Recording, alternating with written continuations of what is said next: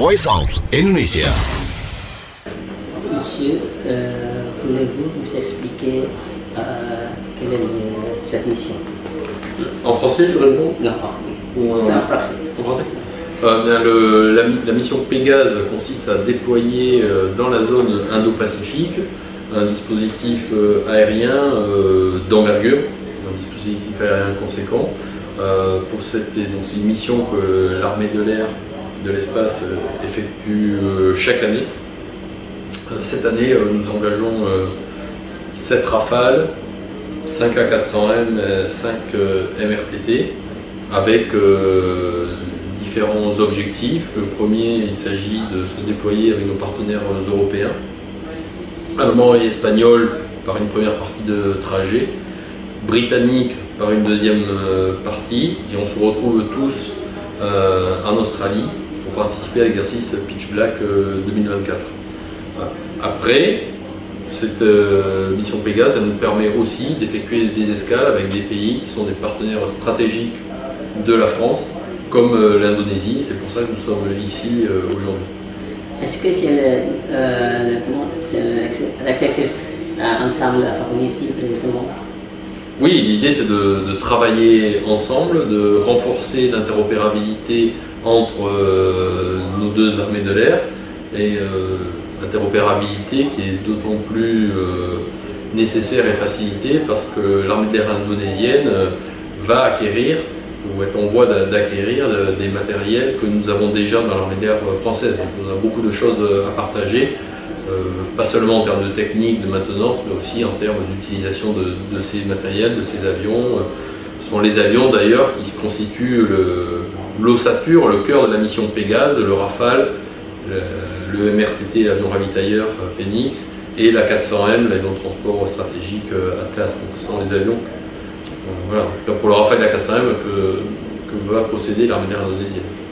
Depuis 2004, il y a les missions surtout c'est la navale, c'est dans le tsunami 2004. Ça existe comment les aides militaires français en Indonésie. Est-ce qu'il y a aussi quelques missions comme 2004 en Indonésie, c'est-à-dire avec des îles ou quoi, avec les militaires indonésiens? Alors pas sur les missions Pégase, parce que alors après ça pourra se faire à l'avenir, mais là on est aussi engagé avec l'armée de l'air indonésienne dans l'exercice Pitch Black, donc ce qui nous permet de faire beaucoup d'interactions et d'exercices communs. Ici, en étant sur la base de Halim, on peut échanger entre pilotes, entre équipages, faire voler des militaires indonésiens à bord de nos aéronefs, mais on n'est pas encore à faire un exercice bilatéral en Indonésie sur une autre île. Mais dans l'avenir, pourquoi pas.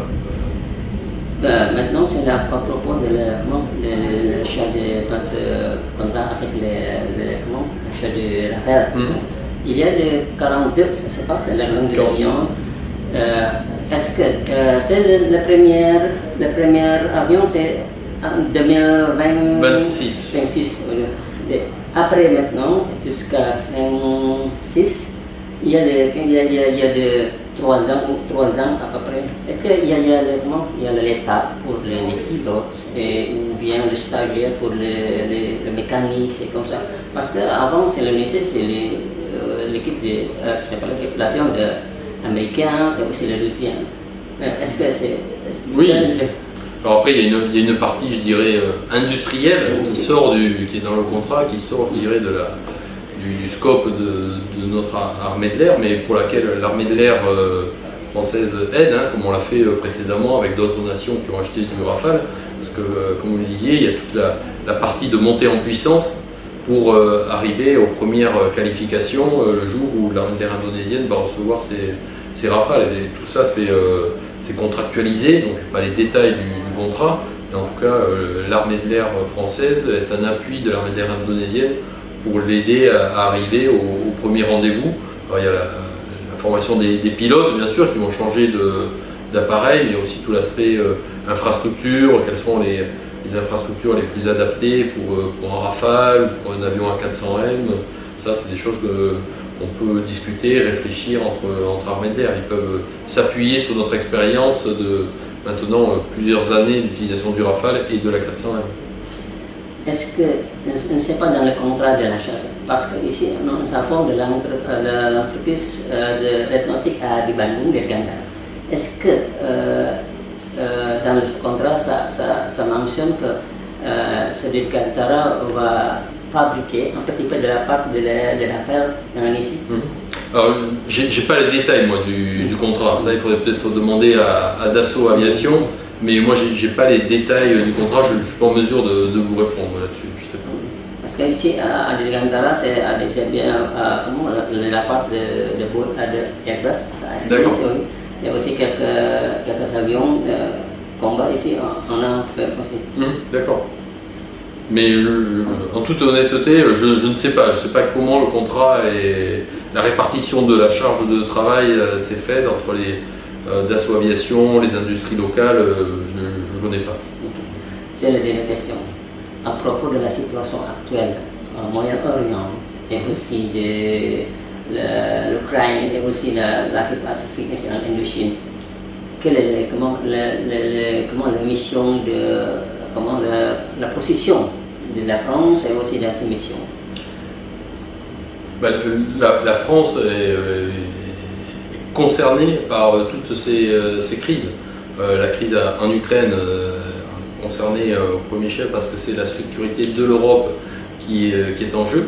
Et donc on est en appui de l'Ukraine, par la formation de militaires ukrainiens notamment, avec un cadre qui est bien fixé, qui a été d'ailleurs rappelé lors du dernier sommet de l'OTAN à Washington.